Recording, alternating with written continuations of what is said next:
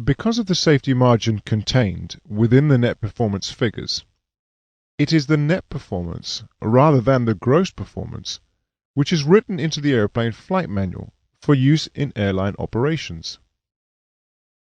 This means that the published data within the flight manual ensures that for over 99.99994% of the time, the performance achieved will be better than published.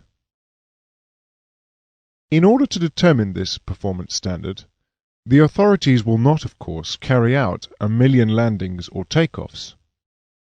Rather, they will have statistical data stretching back for many years and from many aeroplanes. In the case of landing, this data will be plotted on a histogram, with landing distance on the bottom axis and frequency of landings on the left axis, as shown.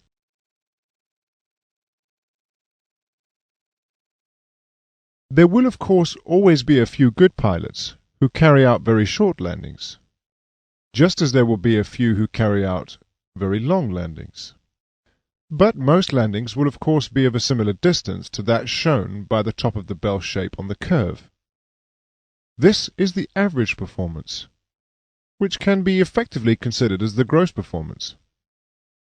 Through statistical analysis, the authorities are then able to extrapolate what will be the worst landing in 1,000,000 landings.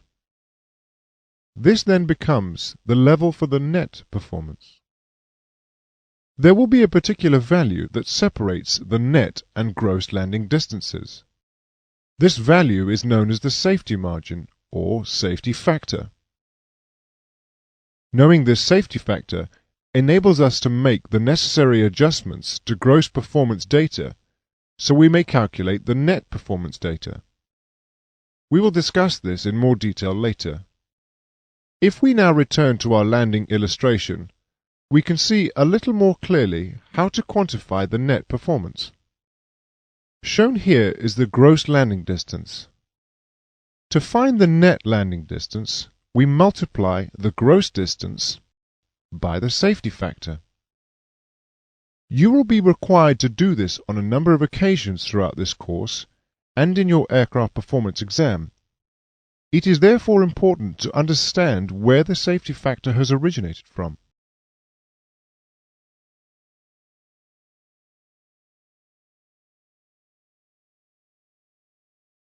Most Class A aeroplane flight manual data has net performance. But for many Class B aeroplanes, the flight manual data is gross performance, and it will be up to you to calculate the net performance so that you can determine the actual level of safety. Be careful though. Net performance has several other names that you may come across which mean the same thing. These are scheduled performance, planned performance, or dispatch performance. In the last part of this lesson, we will confine ourselves to recognizing the difference between the gross and net performance in different phases of flight. You will recall that we calculated net performance by adjusting the gross performance by a given safety factor, always remembering that net performance is always inferior to gross performance. Shown on screen is a takeoff using gross performance data, i.e., the gross takeoff distance. Remember that net performance will always be inferior. A takeoff of inferior performance would mean you use more runway. Therefore, the net takeoff distance is longer than the gross takeoff distance, as shown. Let us now examine gross and net performance in a climb. Shown on screen is an aeroplane's gross climb gradient. From what you have learned, do you think net performance gradient will be at position 1 or position 2? Remember, net performance is always inferior to gross performance.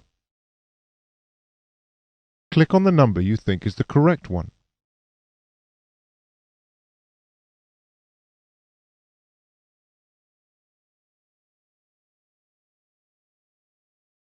the net climb gradient would be position 2. Let us look at one more example. If the landing we see here represents the net landing distance, then will landing 1 or landing 2 be the gross landing distance?